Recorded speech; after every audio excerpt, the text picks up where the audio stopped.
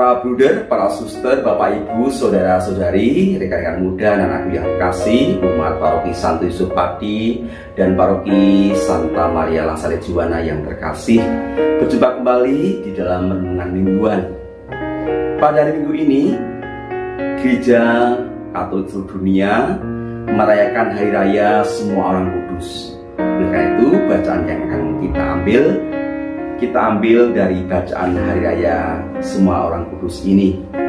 Diambil dari Injil Matius bab 5 ayat 1 sampai 12a. Sekali peristiwa ketika melihat banyak orang yang datang, Yesus mendaki lereng sebuah bukit. Setelah ia duduk, datanglah murid-muridnya. Lalu Yesus pun mulai berbicara dan mengajar mereka, katanya, "Berbahagialah orang yang miskin di hadapan Allah, karena merekalah yang empunya kerajaan surga. Berbahagialah orang yang berduka cita, karena mereka akan dihibur. Berbahagialah orang yang lemah lembut, karena mereka akan memiliki bumi. Berbahagialah orang yang lapar dan haus akan kebenaran, karena mereka akan dipuaskan.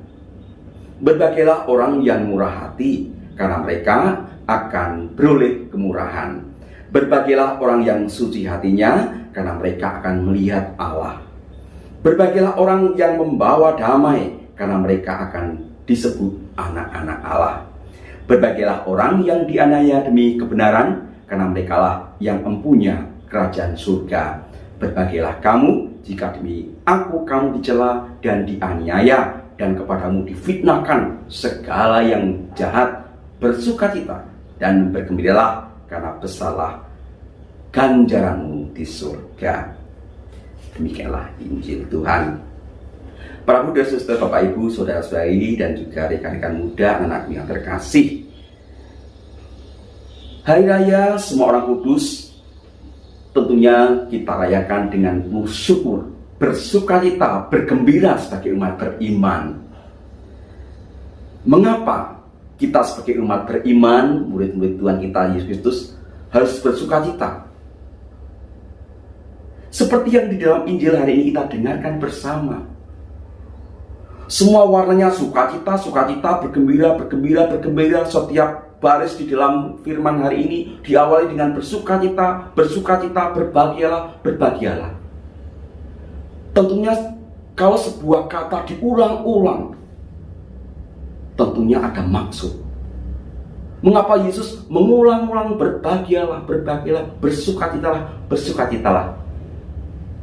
Tentu karena ini kata yang penting, mendalam, penuh makna. Semua orang kudus yang kita rayakan pada hari ini adalah orang-orang yang berbahagia, yang bersukacita karena imannya akan Yesus Kristus.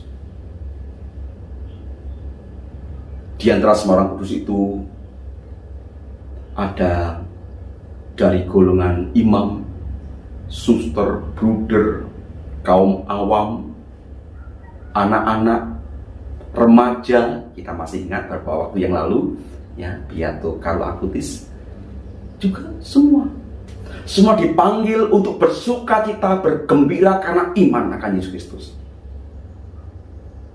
Oleh karena itu, para suster, bruder, bapak ibu, dan saudara-saudari yang terkasih, justru karena Injil hari ini Yesus mengajak kita untuk bersukacita di dalam menghadapi situasi apapun, bahkan di situasi yang tidak menentu, tidak enak, penuh dengan tantangan.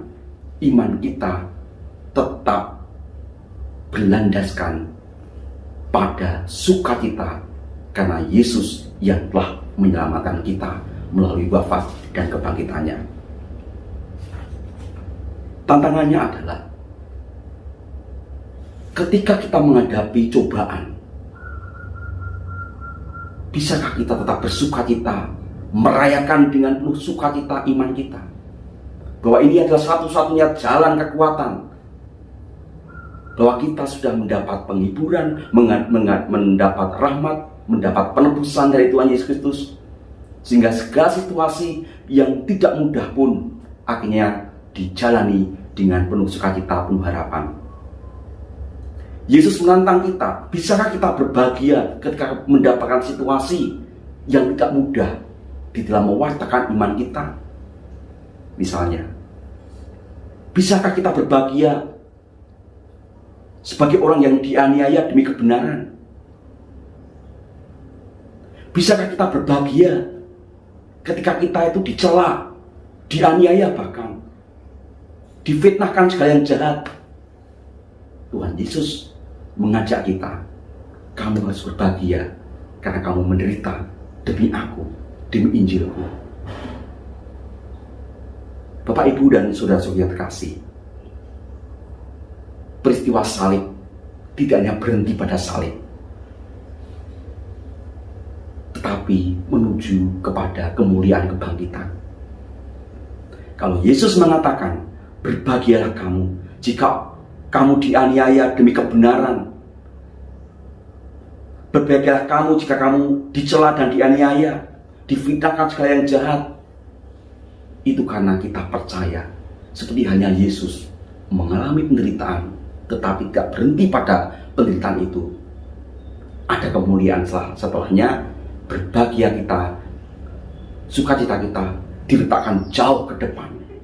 Iman harapan kita bahwa di sanalah nanti kita akan menerima buah-buah dari apa yang kita alami, termasuk situasi duka cita, aniaya, dan juga hal-hal yang tidak baik yang mengenai kita, karena iman kita akan dibalas dengan sukacita sejati, berbahagia sejati selamanya bersama Allah. Suster, Bruder, Bapak, Ibu, saudara-saudara yang terkasih, rekan-rekan muda, sudahkah kita berbahagia pada hari ini karena iman kita akan Yesus? Berkata